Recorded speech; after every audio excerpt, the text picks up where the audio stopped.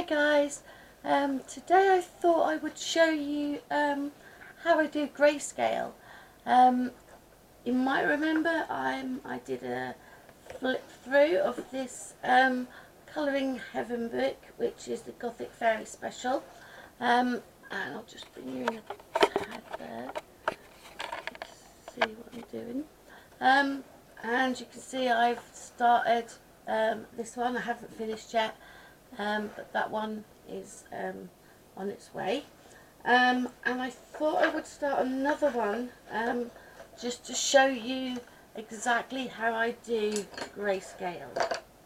I've picked my pencils out. See if I can flatten my book a little bit. Right, get more in shot. Don't know if I can zoom you know a little bit more. Can. Right, here we go. I thought maybe I'd start doing her dress. Now I've picked 3 colours and I'm using the polys, and I've picked violet, mauve and purple violet. Now if I remember rightly, it's not the way it looks. The violet is the lightest one, then the purple violet is the mid one, and the mauve is the dark tone. And that's what you need. You need a light, a medium and a dark. Right, so here we go. I hope my hand won't be in the way. Let's see if I can get that more for you. Right, what I do to begin with, as you can see, there are light, medium and dark tones. This is why grayscale is very, very easy to colour. I hope this isn't coming out blurry for you. It looks a little blurry. I'll see if I can pull it up a little bit. Rather you see what I'm doing rather than it be too blurry. Right, I'm going to start at the bottom here. Maybe we'll start this side of her leg. Now I'm going to put a light layer of the lightest colour. You can do this any colour you want. It doesn't have to be the same colours as I'm using, or you can use the same colours. That's entirely up to you. Any 3 colours, but you do need a light, a medium and a dark shade.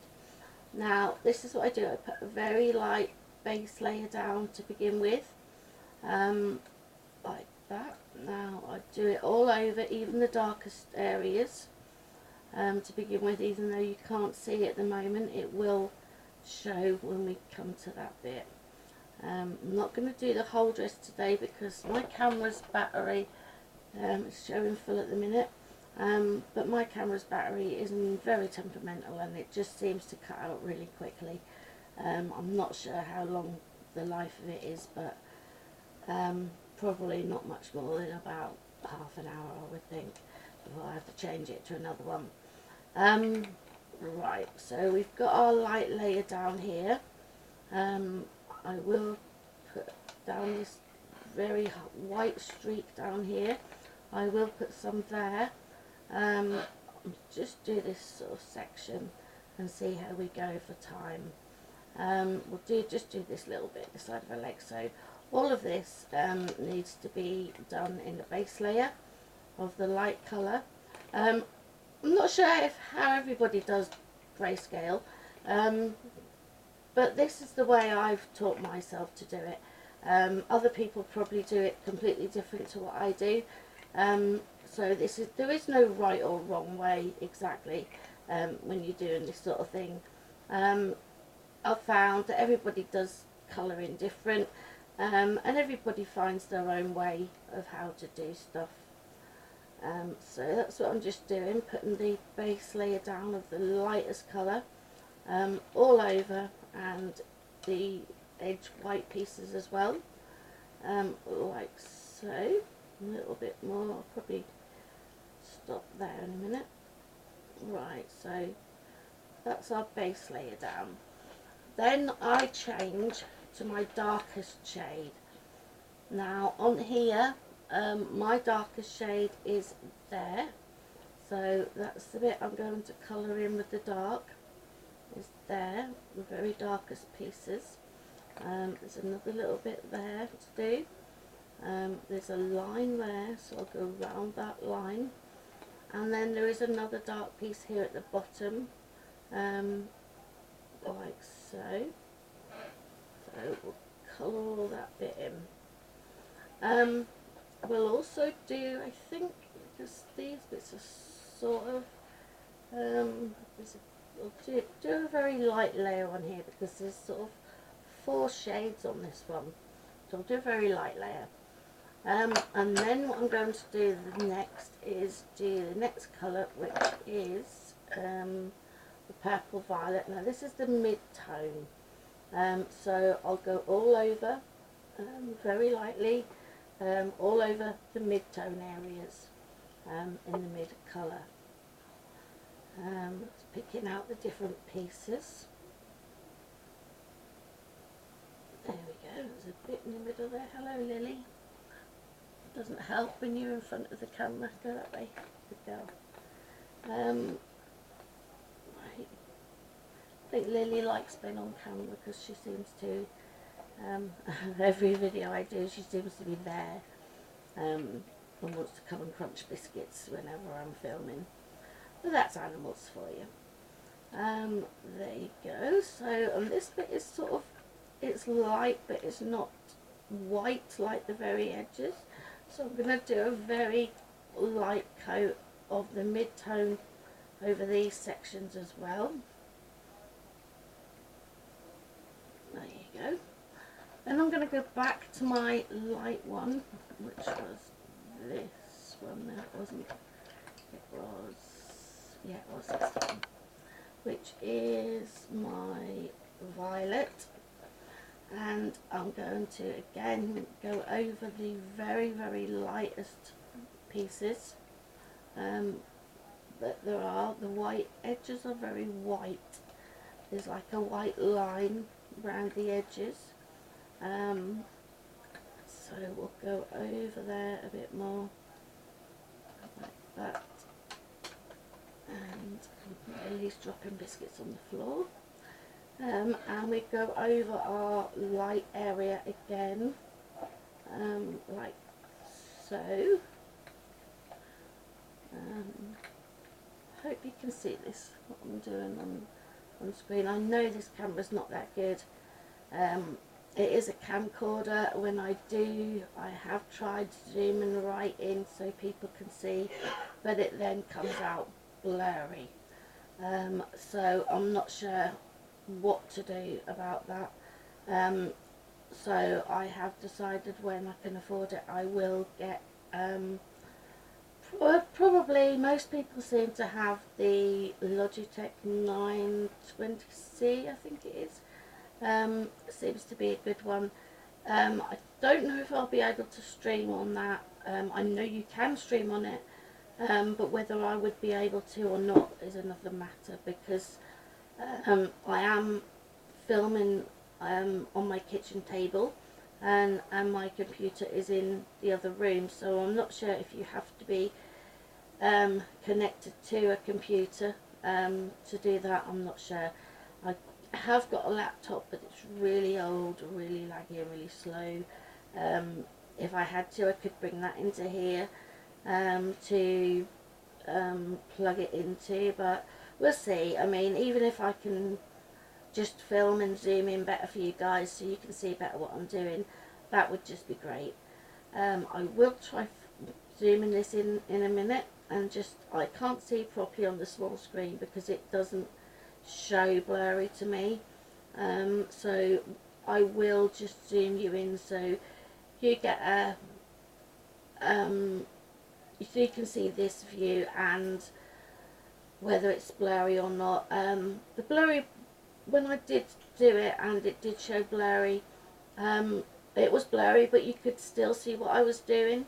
So whether you guys on these colours and chats would prefer to see it blurry and see what I'm doing, or see it more from a distance like this and it not be blurry, if you could let me know, guys, then, you know, before I buy a new camera, I can be doing that for you, so you can let me know.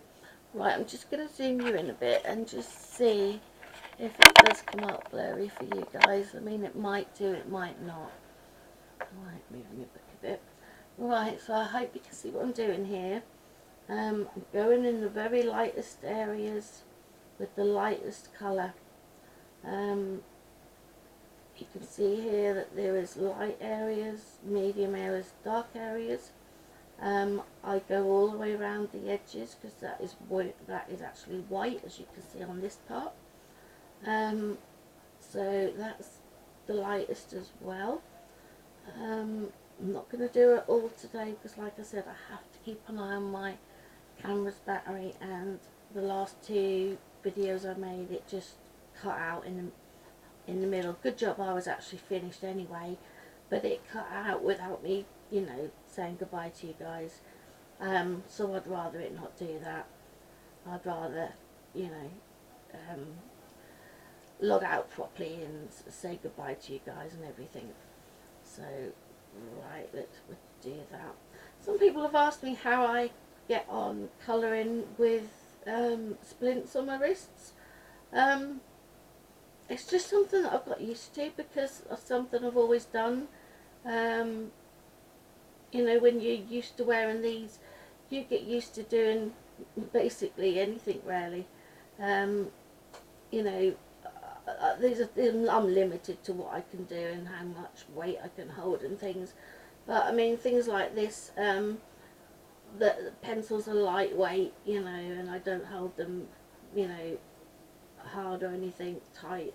You get used to it really, and you know, same with like, you know, a drink or anything really, you get used to it.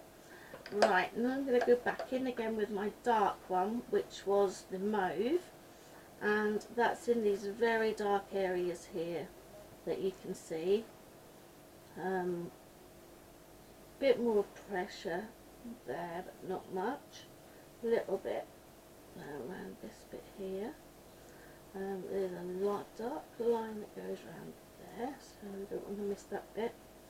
There's a dark line that goes down there, and one that goes around there. Right, now we have this bit at the bottom here. That's a darker tone, so you get used to doing that bit. I don't know if you can actually see the colour coming through now. It does, you know, sort of, it does take a bit of time to start showing, but you know, you do light layers and you just build it up and build it up, and the colour will show through. There's some lines here which I would rather have dark. Don't want to miss them out. And there is a line there and one going along there. I don't want to do all the dark lines. I mean, I might at a later time. But there's dark ones going around there. There's a dark one there. There are some lines on here as well, actually. So we'll do them. Right, so that's the dark one. Now we go back in again with the medium. And basically this is what I do. I just go back and forth, alternating the layers with the colours, and you just build it up and build it up and build it up. You can, I mean, I used to be really heavy handed when I first started colouring. Some people are like that and they prefer to go heavy handed and burnish. Some people prefer light layers. With me, I can do both really. With me it depends on what pencils I'm using really. Obviously with the polys they're harder. You can I suppose go heavy and burnish with these. I have seen it done, and I think I did do it when I first got these, but I've now learned to do the light layers, so it depends what pencils I'm using, to what, you know, whether I'm going heavy or whether I'm going light. Some people prefer to go light with whatever pencils they're using. I can do both, but obviously for my hands, light layers are easier for me because you don't have to sort of press so hard. So I tend now to do the light layers. Right, okay. So there was, like I said, there's some in here which are sort of there's not 3 shades in here, there seems to be sort of 4. So we'll see how this goes. But so some of them aren't sort of, they're not dark and they're not light, they're sort of in between. But if we do a light layer of each on it, maybe it'll come through okay. Right, put it down here again. There's some more medium there, and we've got our dark lines that I put in there. There's a little bit going up there. We'll go back and do some more light, because that needs darkening up a bit. So this is one way of bringing the colours out. I mean, some people think that light layers, you don't get the intensity of colour like you do when you burnish or press hard. You do, but you have to take your time, go back and forth. Lots of light layers, that is the way forward, you know, with these pencils, and how you use them. I mean, to do grayscale, you can use any pencils, and it doesn't really matter whether you do light layers like what I'm doing, or whether you do harder layers. It doesn't really matter, really. I mean, at the end of the day, you get the same result, really. Whether you do lots of fine layers or whether you go in hard straight away and burnish. Everybody's different. You will find your own way of doing things. This is just how I do things. It's not necessarily the right way to do things, but this is how I do it, and it brings me results that I want. So I'm quite happy with how I do it, and I hope that someone else can learn from this. I know a lot of people do say that they are scared of grayscale. They've never tried grayscale and it sort of scares them a bit. But at the end of the day, it's actually easier than a line art, because you have got the light, medium and dark there to show you exactly where to put them colours. So I find it a lot easier. I can do both now. I didn't start off doing grayscale, but I would say for a beginner, although it might look scary, grayscale is a very good place to start, I would say, because you have got them lines to guide you. I didn't start off with grayscale, I started off with line art. So I've sort of learned to do both. I do love doing grayscale because it's something now that I don't have to think about, like if you're doing a line art and you're concentrating on where to put your shadows, where to put lights and darks. I find now with a grayscale that I can sit in front of the TV or and do something else as well, because I now don't have to think about it like you do with the line art, about where your colours and lights and darks and that are going to go. Alright, there we go. A bit more of that. Now, like I said, this bit here is sort of not the light, not the dark. It's a bit in between, and this bit here as well, it's not the dark, but it's not the medium colour. Going over the lines, that bugs me. That's one pet I hate I do have, about going over the lines. There we go. Just check my battery, it's showing full, so that's good. I'm surprised it hasn't gone down actually, because last one I did, it drained very, very quickly, and I think it was only about 43 minutes. And it was a newly charged battery, so I have got 2 batteries, one for in the camera, and then when that one goes I can put that one on charge and put the other one in the camera, so that's quite handy to have 2. We originally bought 2 because I thought although the camcorder was new and I hadn't used the charger, not really, I put the battery in the charger and it just wasn't charging, so we thought that the battery was faulty. So we bought a new battery and that one wouldn't charge either, and we're thinking, what's wrong with these? And it turns out it's the charger that came with the camcorder that's faulty, the charger unit itself.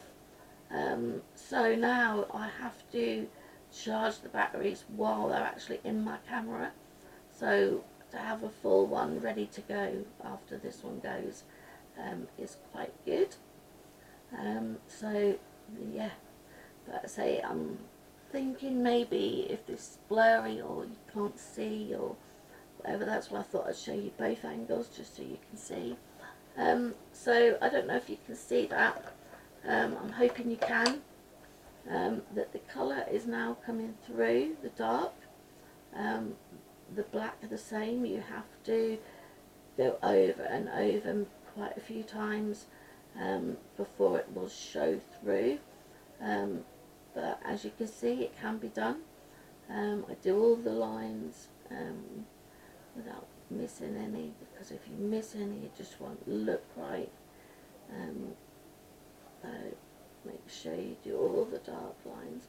I will finish this picture, maybe not on camera, but this is one picture I will be finishing because I really like this picture, and I will obviously after I will show you you know what it came out like. That was a sort of darkish one, like these ones.